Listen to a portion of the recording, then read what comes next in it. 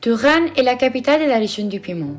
Elle est située dans la plaine bordée par les fleuves Sture di Lanzo, Sangone et Po, les plus importantes, face à l'embouchure de certaines vallées alpines. Turin a été fondée par les Romains en 28 avant Christ et il s'appelait Augusta Taurinorum. Turin est le troisième complexe économique et productif du pays et l'une des principaux centres universitaires, artistiques, touristiques, scientifiques et culturels d'Italie. Elle a été la première capitale du Royaume d'Italie de 1861 à 1865. C'est magnifique et allons un peu plus loin dans cette ville magique. Palazzo Carignano, nom complet Palazzo dei Principi di Carignano, est un bâtiment antique du centre de Turin et un bel exemple de l'architecture baroque de Turin. Avec Palazzo Reale et Palazzo Madama, il fait partie des édifices historiques les plus importants de la ville et comme ceci, il fait partie du site inséré de l'UNESCO. C'était le siège historique du Parlement subalpin et du premier Parlement du Royaume d'Italie. Nous nous trouvons en Piazza Castello et nous pouvons admirer le palais royal de Turin, résidence des Savoie et patrimoine de l'UNESCO.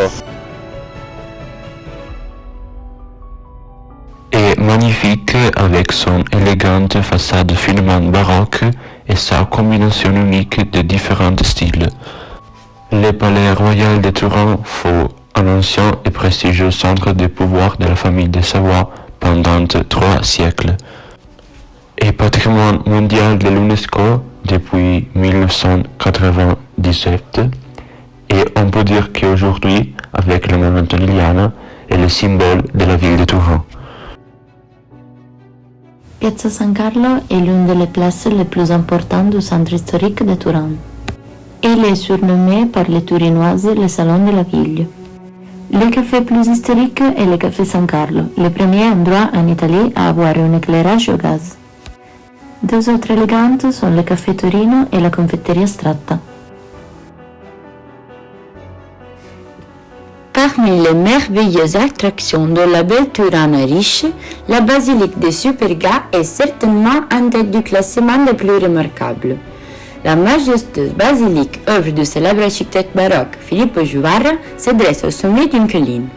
La place de la basilique offre une vue panoramique spectaculaire sur toute la ville. De cette place, on raconte que le roi Victor Emmanuel II a été témoin du siège de Turin en 1706 et que, avec l'investisseur franco-espagnol en tête, il a fait son veto à la Madone et il lui a promis un monument en son honneur si elle les avait aidés à résister à l'invasion. Le destin a favorisé les Piémontais et la construction de la basilique s'est achevée en 1731. La basilique de Superga est aussi tristement connue pour un événement qui a frappé l'équipe de football de Turin en 1949. Il y a eu un accident d'avion avec à bord toute l'équipe du Grande Torino.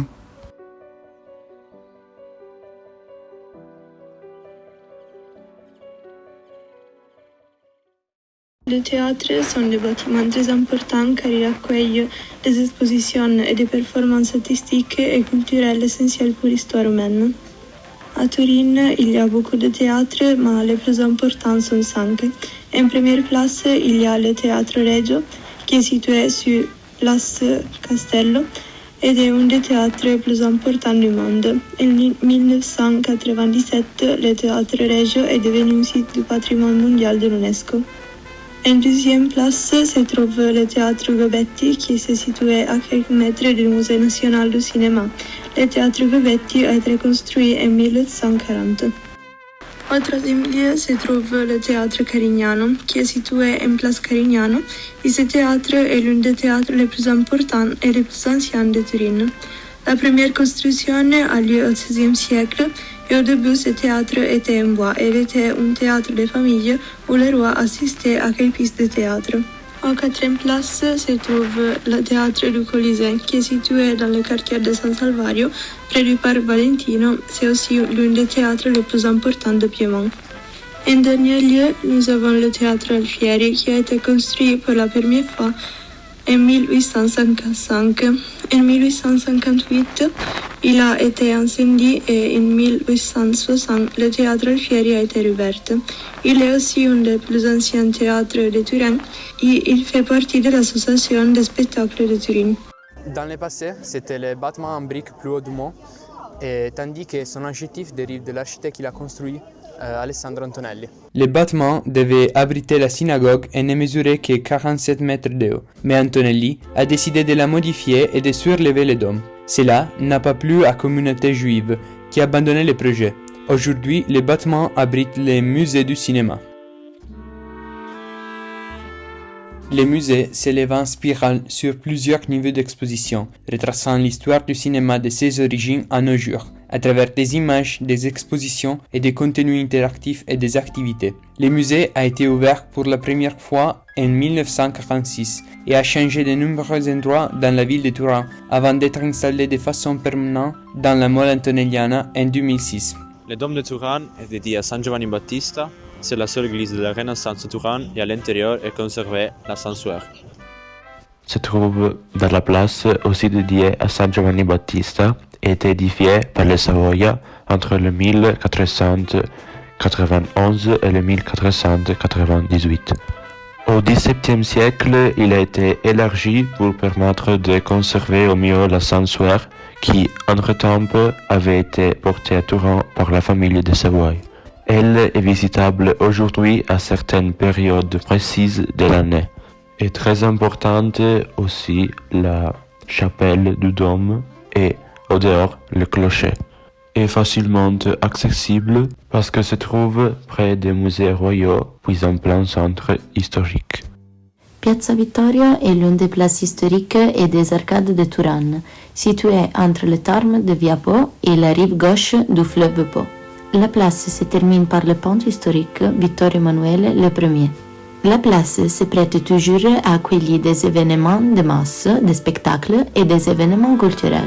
C'est aussi un lieu de rencontre pour les jeunes avec ses nombreux clubs. Les Murassi sont un endroit très célèbre à Turin et se trouve autour du fleuve Po. Il y a beaucoup de clubs et bars fréquentés par de nombreux jeunes et touristes. Ils sont nés dans le but de protéger la ville des inondations du fleuve. Depuis plusieurs années, un service de navigation sur le pont est actif avec la possibilité d'embarquement. L'école polytechnique de Turin est l'université plus importante de la ville et une des plus importantes de toute l'Italie.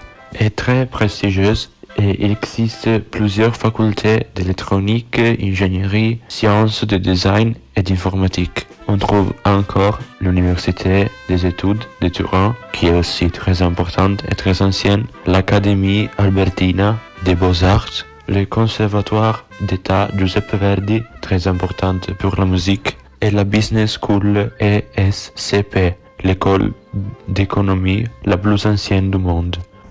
Le monde appelé Cappuccini est une colline de 325 mètres au-dessus du niveau de la mer qui est située dans le quartier de Borgo Po. Sur celle-ci se dressent le couvent et l'église de Santa Maria al Monte. Cette colline était utilisée depuis l'Antiquité à des fins défensives parce qu'elle surplombe l'un des points de passage du Po. Les anciens Romains au sommet dédiaient un petit temple dédié à Jupiter. À la fin du Moyen-Âge, la décision d'ériger une petite fortification militaire ici, au sommet de la colline, a toujours suscité des avis contradictoires. Une bonne vision stratégique, mais aussi un objectif militaire sensible. C'est un bel endroit pour profiter d'une excellente vue sur Turin.